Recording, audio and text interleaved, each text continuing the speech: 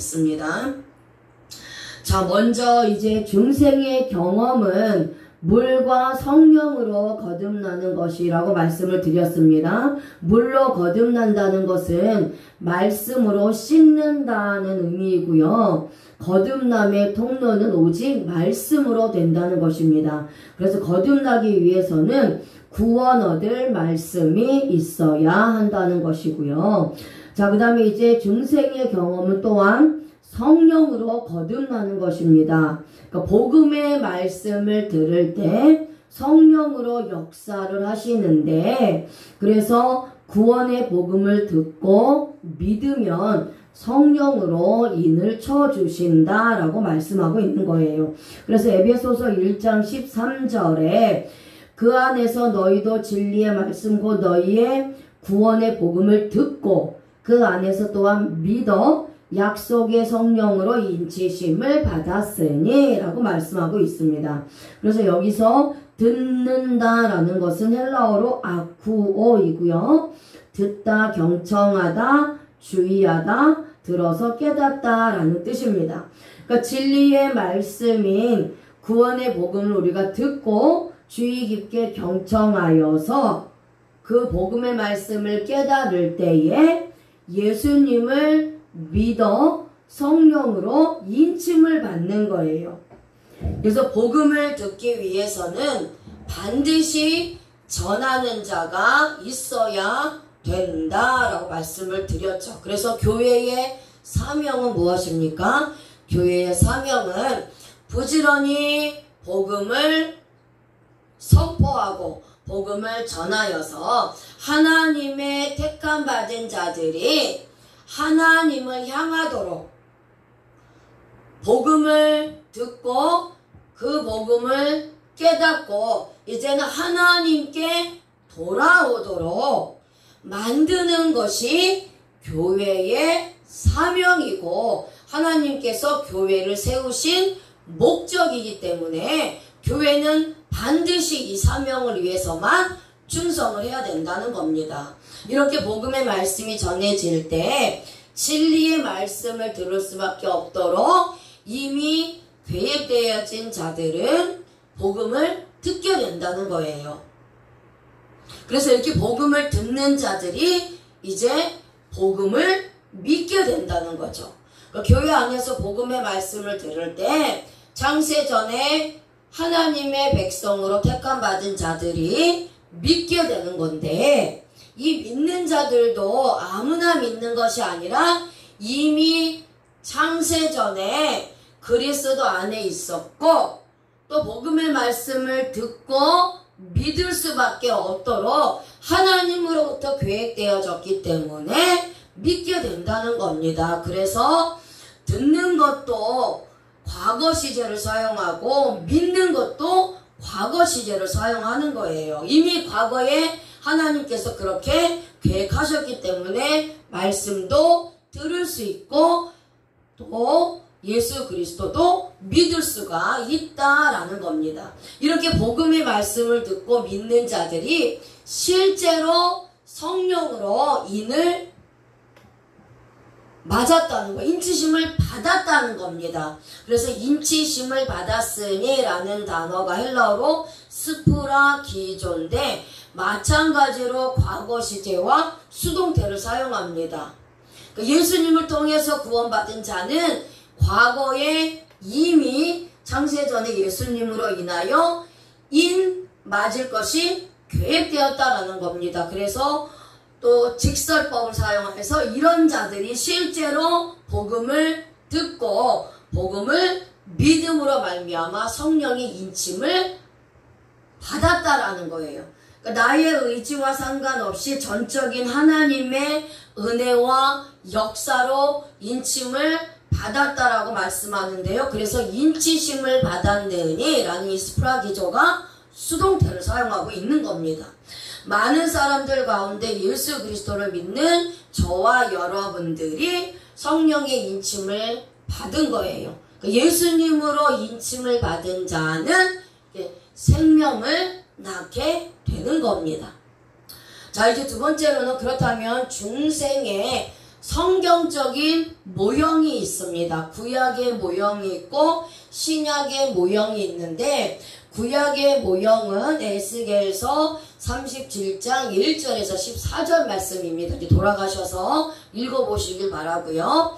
자, 이 구약의 모형은 에스겔이 본 환상에서 골짜기에 마른 뼈에게 태어남으로써 뼈가 맞추어지고 생기가 들어가서 죽은 자가 말씀을 듣고 살아났습니다. 여기서 골짜기의 마른 뼈는 죽은 자들이에요. 영적으로 죽은 자들, 영적인 시체들을 말씀하고 있는데 이 영적으로 죽은 자들에게 복음의 말씀을 선지자를 통해서 지금의 주의 종들을 통해서 선언을 함으로 말미암아 생기가 들어간다는 겁니다. 말씀을 선포했을 때 성령이 임하고 사람들이 거듭나게 되고 새 생명을 얻게 되는 거예요. 그래서 영적인 군대가 되는 것을 말씀하고 있어요. 이것이 구약에 나타난 중생의 역사입니다. 자, 그 다음에 두 번째는 신약에 나타난 중생의 역사예요. 그래서 신약의 모형은 요한복음 3장 16절에 있습니다. 그러니까 니고데모를 거듭날 수 있도록 하였던 것이 구원의 말씀이에요. 그러니까 인자도 들려야 한다는 그 십자가의 의의를 예수님께서 니고데모에게 직접 소개하셨죠. 그리고 심판에 대하여도 말씀하셨습니다. 그래서 이 구원에 대한 말씀을 들은 니고데모는 예수님이 십자가에 못 박히셨을 때 제자들은 다 도망갔지만 니고데모는 예수님의 장례를 준비하였다라는 거예요. 이것이 신약에 나타난 중생의 역사입니다. 자, 그리고 이 중생은 새 생명을 얻는 건데요. 이 새 생명의 경험에는 의와 평강과 희락의 체험이 있다라는 겁니다. 자, 로마서 14장 17절 말씀 같이 한번 읽어볼까요? 로마서 14장 17절.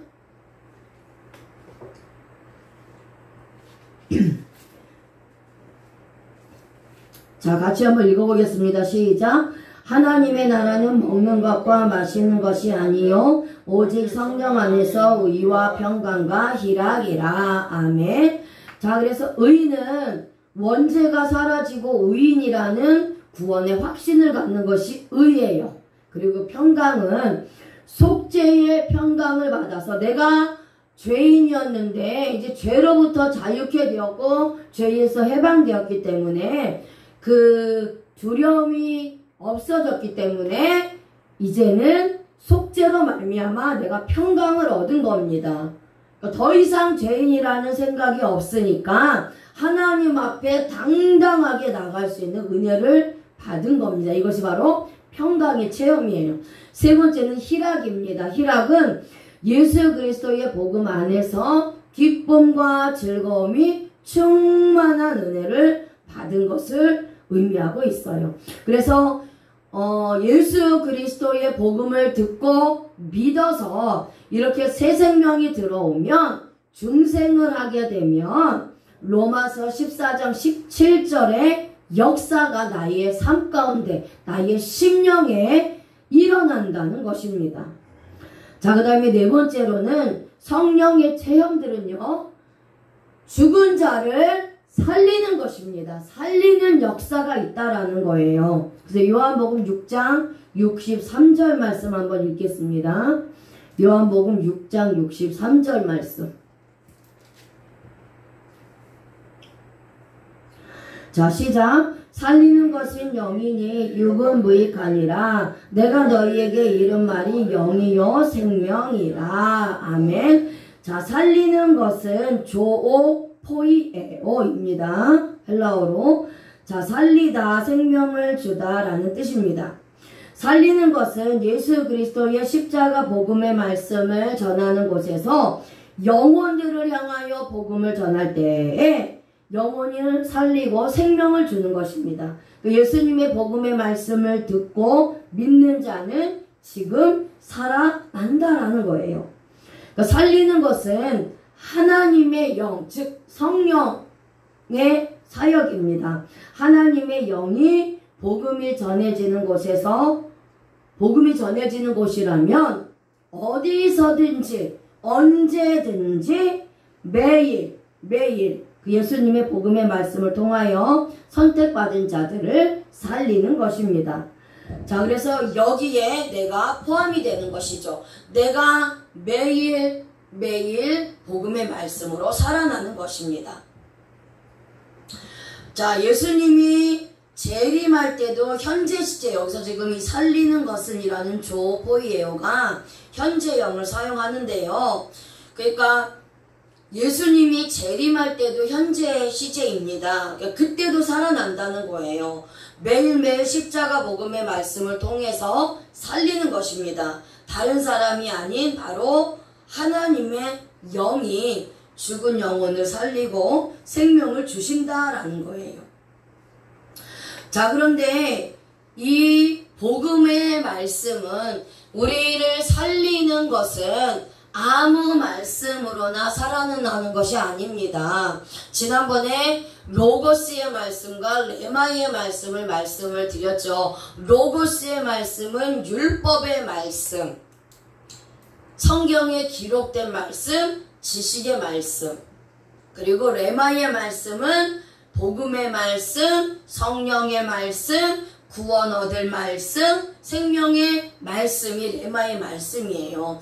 그래서 우리를 살리는 것은 이 로고스의 말씀, 율법의 말씀, 지식의 말씀이 아니라 성령의 말씀이요, 구원 얻을 말씀이요, 생명을 주는 말씀인 레마의 말씀을 전할 때 그 영이 살아난다는 겁니다. 예수 그리스도의 십자가의 복음을 전할 때 영이 살아난다라는 것이죠. 그러니까 우리가 구원받는 것이 말씀에 의해서 왔다면 이것은 변할 수 없는 체험이에요. 말씀으로 오는 체험이 바로 영적 체험인 것입니다. 영적 생명을 살려내는 것은 복음의 말씀밖에 없어요. 자, 성령은 영과 혼과 육 어디든지 임하실 수 있습니다. 몸으로 임하는 체험이 있는데 이 몸으로 임하는 체험은 금방 식어버리고 변화가 너무 심하고요. 또 혼으로 임하는 체험을 또 있는데 이 혼으로 임하는 체험을 하면 조금 더 오래 가지만 이것도 여전히 변한다는 겁니다. 하지만 영으로 임하는 체험은 변하지 않는다는 거예요. 그래서 우리가 구원받는 것이 말씀에 의해서 왔다면 이것은 영적 체험이라는 겁니다. 영적 체험. 자, 그래서 이 신앙에 세 가지 체험이 있어요. 신앙에 세 가지 체험이 있습니다. 그러니까 우리의 믿음도 세 가지 단계가 있다라는 거예요. 처음에는 영적인 체험입니다. 육적인 체험입니다. 육적인 체험. 육적인 체험은 일시적인 체험으로 내 몸으로 은사를 받는 거예요. 그러니까 은사를 내가 받았지만 말씀에 뿌리가 없어요. 그래서 금방 시험에 빠집니다. 체험만을 중시하기 때문에 또 무엇인가 눈에 보여지거나 내 몸에 어떤 체험이 없다면 금방 넘어지고 시험에 빠지는 것이 육적 체험이에요. 예를 들어서 방언 같은 겁니다. 방언을 받았지만 방언을 받았다 할지라도 말씀에 뿌리가 없으면 길게 가지 못한다라는 거예요. 그래서 육적 체험의 신앙을 바사르라고 합니다. 바사르. 바사르는 육체, 몸이라는 뜻이에요. 우리 바사르 신앙은 구루 신앙이라고도 합니다. 구루예요. 구루는 뭐냐 하면 정착하지 않는 겁니다. 나그네와 같이 떠돌아다니는 신앙이 구루 신앙이에요. 그래서 마치 천막에서 사는 것과 같습니다. 구루신앙은 한 곳에 정착하는 것이 아니라 계속해서 이동하는 신앙으로 나그네와 같은 신앙입니다. 자기 집이 없기 때문에 언제라도 천막을 걷어버리고 떠날 준비를 하는 신앙이에요. 그래서 이러한 바사르, 육체, 몸, 이게 육체를 체험한 신앙이나 구루신앙은 일시적으로 예수님 안에 들어왔지만 곧 망하게 되고 하나님의 것을 보지 못하기 때문에, 영적인 것을 보지 못하기 때문에 하나님의 은혜를 경험하지 못했기 때문에, 하나님의 것을 보지 못하기 때문에 다시 육체로 돌아간다라는 거예요. 길가에 뿌려진 신앙이나 젖이나 먹는 신앙이 바로 이 육적 체험의 신앙과 같은 신앙입니다. 그래서 곧 믿음을 빼앗기고 세상으로 돌아가게 되는 겁니다. 자, 두 번째는 혼적 체험이에요. 혼적 체험. 혼적 체험은 레브입니다. 레브는 마음이에요. 마음의 신앙입니다. 그러니까 우리가 막 찬양할 때 순간적으로 내 감정에 막 뜨거움이 올라오고 감정을 터치를 받습니다. 그래서 막 은혜가 임해요. 이런 체험을 합니다. 특히 이제 열린 찬양 예배나 CCM 그 찬양 집회 같은 데 가면 막 뜨겁게 찬양을 합니다. 그러니까 마치 우리가 무슨 락 콘서트나 가수들 콘서트에 갔을 때 막 뜨겁게 함께 노래하는 것처럼 이 찬양도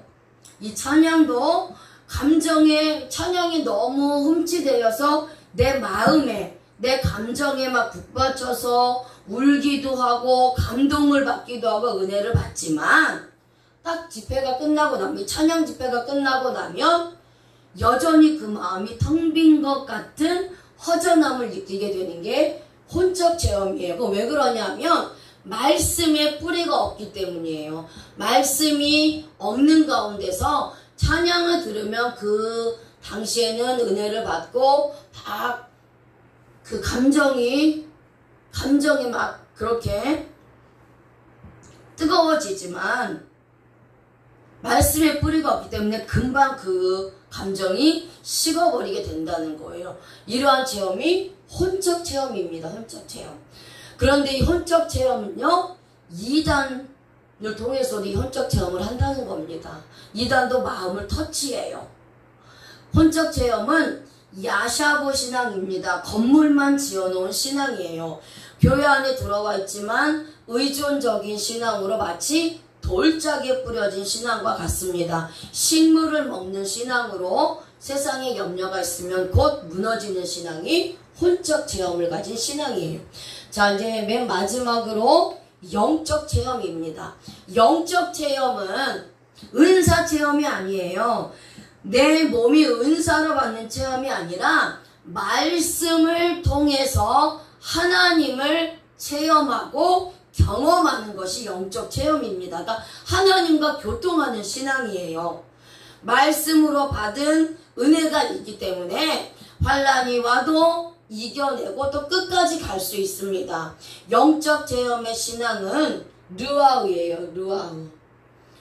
르아흐의 신앙입니다. 그래서 생기가 들어가고 복음의 말씀이 들어간 신앙이에요. 십자가의 예수 그리스도를 내 것으로 확실하게 획득한 신앙입니다. 그러니까 성령과 말씀을 통해서 하나님과 교통하며 문제들을 이성적으로 또 말씀으로 판단하기 때문에 이겨낼 수 있는 능력이 있는 신앙이 영적 체험을 가진 신앙입니다. 그래서 이 영적 체험의 신앙은 샤칸의 신앙이라고도 해요. 그러니까 건물을 져놓고 그 안에서 직접 사는 신앙이 바로 이 영적 체험의 신앙입니다. 하나님이 거하시고 임재하는 신앙이에요. 옥토와 같고 고기와 같은 단단한 음식을 먹는 그러한 장성한 분량에 이르는 신앙이 바로 영적 체험을 한 신앙입니다. 자, 그 다음에 이제 허물과 죄에 대한 개념을 이제 다시 말씀을 드리겠습니다. 이사야서 53장 5절 말씀 한번 같이 읽어볼까요? 시작. 그가 찔림은 우리의 허물을 인함이요 그가 상함은 우리의 죄악을 인함이라. 그가 징계를 받음으로 우리가 평화를 누리고 그가 채찍에 맞음으로 우리가 나음을 입었도다. 아멘. 자, 여기서의 찔림은 한날입니다. 자, 예수님께서 십자가에 못 박혀 죽으실 때 창으로 꿰뚫림을 당했고 심장이 꿰찔려져서 관통하였고 더럽힘을 받았는데 부활 강조 수동으로 200%의 에너지를 받았다라는 거예요. 자, 하나님께서 그렇게 하실 수밖에 없었다는 겁니다. 그런데 여기 이 찔림이 우리의 허물 때문이다 라고 말씀을 하고 있어요. 허물이 패시한데 반역, 범죄라는 뜻입니다. 그러니까 허물은 하나님을 거역하고 반역한 범죄, 즉 아담으로부터의 원죄입니다. 원죄. 그래서 허물은 원죄예요. 원죄. 자, 남성은 죄의 뿌리를 말합니다. 단수는 하나의 죄로 원죄를 말하고 있죠. 자, 그가 상함은 이거 다카입니다. 다카. 예수님께서 십자가에서 올리브즙 틀에 넣고 눌러 부수고 뭉개뜨리는 것과 같은 고통을 받으셨다라는 거예요. 그래서 이 그가 상함이라는 단어가 눌러 부수다, 뭉개다, 분쇄하다, 갈리다 라는 뜻이 있습니다. 고기를 분쇄기에 넣고 가는 것과 같이 갈렸는데 역시 200%의 강조 수동으로 당할 수밖에 없었기 때문에 당하신 거예요. 예수님께서 우리 아무리 그것을 피하고 싶어도 절대로 피할 수 없도록 하나님께서 정하셨기 때문에 하실 수밖에 없었다는 겁니다. 여기에서 우리의 죄악이 아온인데 이것이 불법 부정 죄악이라는 뜻으로 하나님의 법을 어기고 불법을 행하는 것으로 또 부정한 죄악을 범하는 것이죠. 자, 그래서 여기서의 죄악은 우리의 행위의 죄, 즉 자범죄들을 의미합니다. 그래서 이 자범죄에는 이 죄악들에는 복수를 사용해요. 복수를 사용해서 자범죄가 많다는 겁니다. 이 많은 죄악들을 위해서 예수님께서 죽으셨다는 것을 말씀해 주고 있어요. 그래서 이 이사야서 53장 5절과 연결된 말씀이 이사야서 44장 22절 말씀, 그리고 또 에베소서 2장 1절의 말씀이에요. 자, 이사야서 44장 22절 말씀 한번 읽어보겠습니다. 시작. 내가 내 허물을 빽빽한 구름이 사라짐같이 내 죄를 안개에 사라짐같이 도말하였으니 너는 내게로 돌아오라. 내가 너를 구속하였음이니라. 아멘. 자, 여기서의 허물도 이사야서 53장 5절에 나오는 허물과 같은 단어인 페샤를 사용해서 원죄고요. 그 다음에 두 번째, 이 죄는 이사야서 53장 5절의 죄악은 아온을 사용하고요. 여기 이사야서 44장 22절에 이 죄는 하타를 사용합니다. 하타. 둘 다 자범죄를 의미하는 죄를 말씀하고 있어요. 자, 그 다음에 이제 에베소서 2장 1절 말씀 시작. 너희의 허물과 죄로 죽었던 너희를 살리셨도다. 아멘. 자, 이제 여기서도 마찬가지입니다. 여기서 허물은 헬라어로 파락토마인데 히브리어로는 페샤고요. 또 죄는 헬라어로 하마르티아인데 히브리어로 하타입니다. 그래서 허물은 원죄, 죄는 자범죄를 말씀하고 있어요. 그러니까 죄를 말할 때 허물과 죄를 붙여서 사용을 하는데 허물을 먼저 사용하는 것은 허물이 원죄이고 죄는 자범죄를 말하기 때문이에요. 그래서 죄인이었던 내가 의인으로 변하는 것이 거듭남입니다. 중생이라는 거예요. 그래서 오직 의인이었던 예수 그리스도로 말미암아 가능한 것입니다. 자, 그래서 우리는 결국 허물과 죄 때문에 죽었던 인생들인데 살려고 해도 내 스스로 살 수가 없는 사람들이었습니다. 하지만 예수님께서 십자가에서 달리셔서 나를 위해 대신 죽으심으로 나를 살리신 그 놀라운 주님의 은혜가 있었기 때문에 우리가 중생할 수 있었던 거죠. 거듭날 수 있었던 겁니다. 새 생명을 얻을 수 있었다라는 거예요.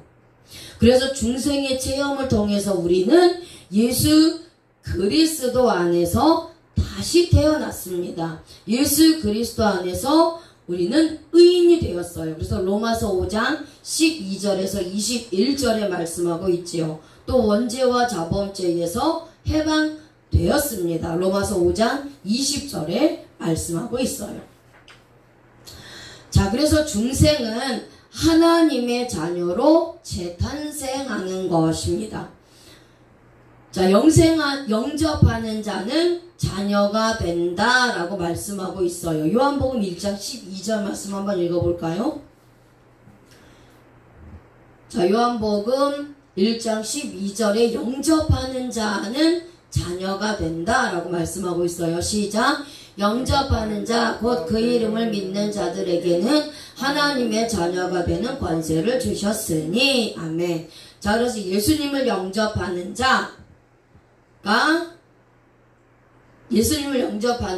곧 그 예수 그리스도의 이름을 믿는 자들에게는 하나님의 자녀가 되는 권세를 주셨다라고 하죠. 하나님의 자녀로 다시 태어나는 것이 중생입니다. 근데 여기서 영접하다라는 단어가 헬라어로 람바노예요. 취하다, 받다라는 뜻인데요. 이 영접은 완전히 내 것으로 만드는 영접입니다.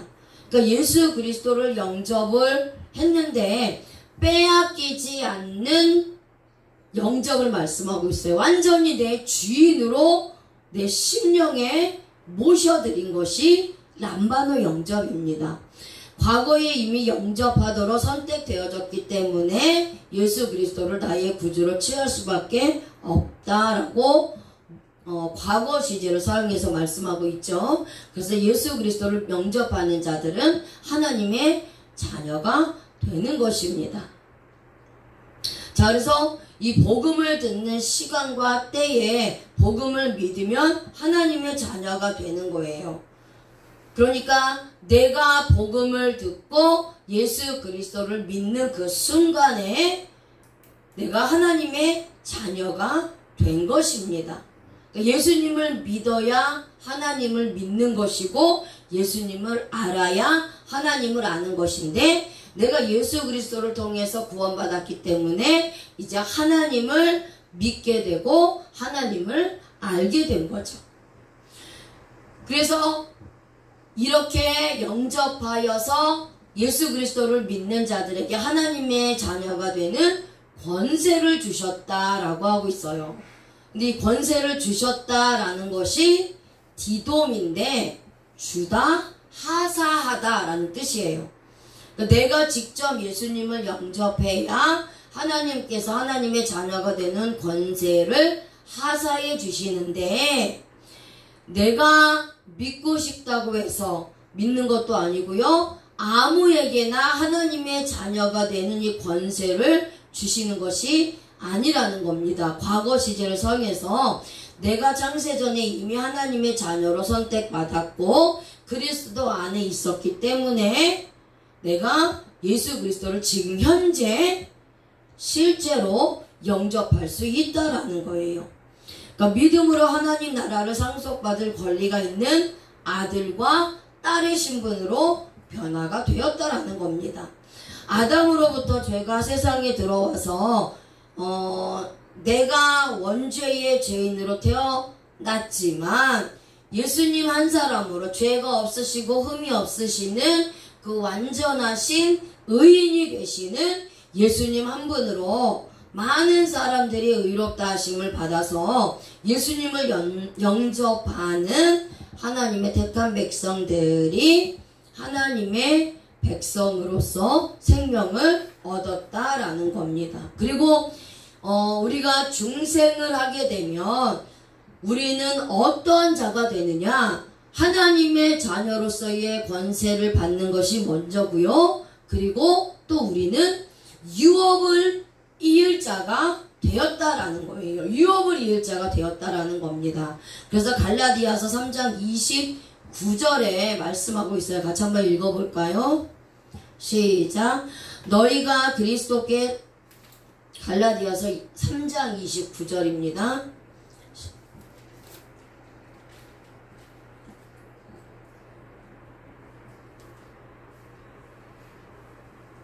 시작. 너희가 그리스도께 속한 자면 곧 아브라함의 자손이요 약속대로 유업을 입을 자니라. 아멘. 자, 그래서 하나님은 우리에게도 동일하게 천국을 주시기 위하여 우리를 죄악의 자리에서 빼내시고 옮겨 놓으셔서 많은 열매를 맺게 하시는 것입니다. 근데 여기서 이을 자가 되었다라는 단어도 히필 사역 능동형을 사용을 합니다. 그래서 나를 죄악의 자리에서 건져내시고 구원의 행위가 완벽하고 완전하게 이루어져서 천국의 자리에 옮겨 놓으신 거예요. 그러니까 한번 천국의 자리에 옮겨 놓으셨기 때문에 다시 나를 천국의 자리에서 빼내어서 죄악의 자리로 옮겨놓지 않는다라는 겁니다. 자, 그래서 1인칭 단수를 사용하죠. 개개인적으로 이루어진다는 겁니다. 내가 예수님을 믿어서 구원받고 새 생명을 얻어서 하나님의 자녀가 되었고 그러한 나에게 하나님께서 유업을 이어주신다라는 거예요.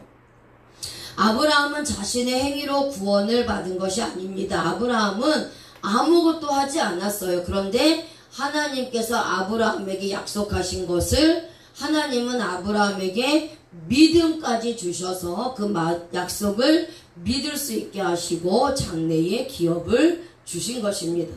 자, 이제 마지막으로 그렇다면 복음이란 무엇이냐? 우리가 전하는 진정한 복음이 무엇이냐? 복음으로 우리가 구원받고 복음을 전하는 사명을 교회와 먼저 구원받은 저와 여러분들에게 주셨는데 이 복음, 하나님이 말씀하시는 이 진정한 복음은 무엇이냐? 바로 하나님의 말씀을 전하는 이 복음은 하나님의 아들을 말씀하고 있는 거예요. 자, 그래서 마가복음 1장 1절에 말씀하고 있죠. 같이 한번 읽어보겠습니다. 시작. 하나님의 아들 예수 그리스도의 복음의 시작이라. 마가복음 1장 1절이요.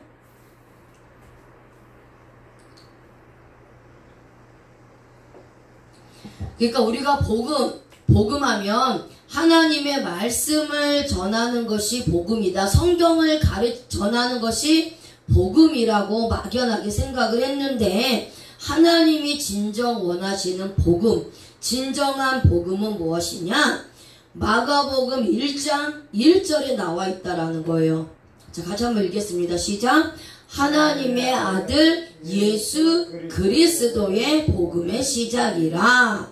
그래서 이 마가는 하나님의 아들 예수 그리스도의 복음의 시작이라고 말씀하면서 복음을 이야기합니다. 그렇다면 이 마가복음은 고난당하신 예수님을 증거하는 책이 마가복음이에요. 그래서 마가복음은 황소복음이라고도 합니다. 그리고 홍색복음이라고도 해요. 그럼 마가가 전하고자 했던 복음이 무엇이냐? 자, 여기서의 복음은 헬라어로 유앙겔리온입니다. 유앙겔리온, 기쁜 소식, 복음이라는 뜻입니다. 그러니까 좋은 소식을 전하는 것을 말하는데 기쁜 소식에 대한 보상을 의미하게 되어서, 그럼 좋은 소식이 복음인데 이 좋은 소식이 무엇이냐? 나의 원죄와 자범죄. 자, 이사야서 53장 5절과 이사야서 44장 22절, 에베소서 2장 1절에서 말씀하고 있는 그 나의 원죄와 자범죄를 위해서 십자가에 달리셔서 고통당하시고 죽으시고 그래서 나의 원죄와 자범죄, 나의 저주와 사망을 십자가로 가져가시고 부활하심으로 인해서 예수님의 의와 예수님의 축복과 예수님의 그 영원한 생명을 나에게 전가시켜 주신 그 예수 그리스도, 그 예수 그리스도가 복음이라는 겁니다. 그래서 그 십자가에서 죽으시고 3일 만에 부활하신 예수 그리스도를 전파하는 것이 복음을 전하는 것이고요. 그것이 먼저 구원받은 저와 여러분들 그리고 우리 교회들이 해야 될 사명이라는 겁니다. 그래서 복음을 전한다는 것은 처음과 나중이신 예수님, 시작과 끝이 되시고 알파와 오메가가 되시는 예수님, 십자가에서 죽으시고 부활하시고 승천하셨고 재림하실 그 예수 그리스도를 증거하는 일이 바로 복음을 전하는 일이라는 것입니다. 자, 그래서 이제 오늘까지 이제 중생 즉 거듭남에 대해서 우리 함께 나눴습니다. 저 동영상에 올려놨으니까 이제 때때로 시간 나실 때마다 계속해서 반복해서 들으시면 이제 계속해서 이제 구원의 확신과 확신을 가짐으로 인해서 흔들리지 않는 믿음으로 굳건하게 세워질 줄로 믿습니다. 아멘.